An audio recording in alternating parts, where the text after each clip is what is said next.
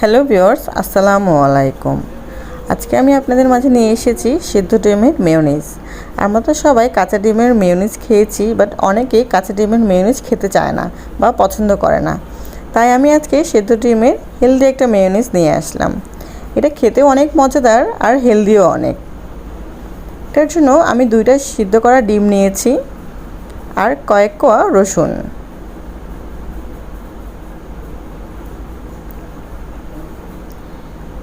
1/4 cup পানি। এখানে পানিটা অবশ্যই ব্যবহার করতে হবে। তারপরে 1/3 কাপ তেল দিয়ে দিব। আমি রান্নার নর্মাল তেল ব্যবহার করেছি, আপনারা চাইলে অলিভ অয়েলও ব্যবহার করতে পারেন।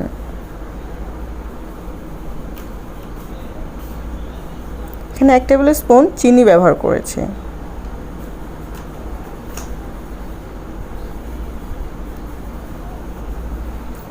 তারপর হাফ চামচ লবণ,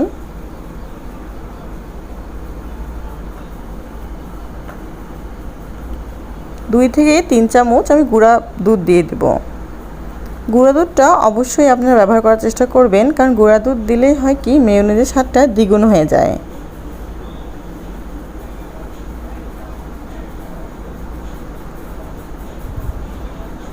তারপরে আমি হাফ চামচ গোলমরিচের গুঁড়া ব্যবহার করেছি।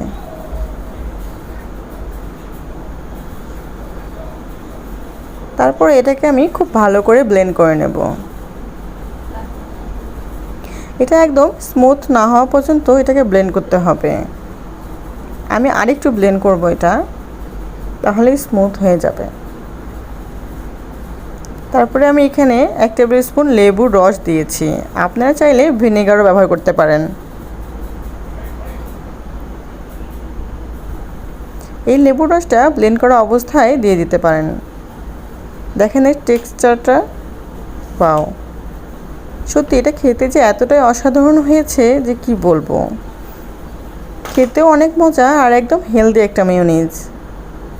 এটা আমি আরেকটা সস তৈরি করে দেখাচ্ছি। এখানে আমি 2 টেবিল স্পুন টমেটো সসের সাথে এখানে 2 চামচ মেয়োনিজ দিয়ে দিলাম। এই সসটা আলাদা একটা টেক্সচার দিবে।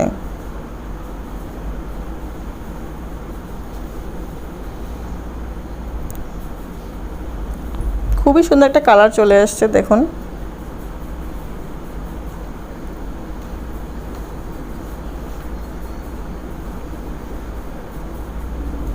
আমার ভিডিওগুলো ভালো লাগলে অবশ্যই লাইক কমেন্ট করবেন আর আমার পাশে থাকবেন।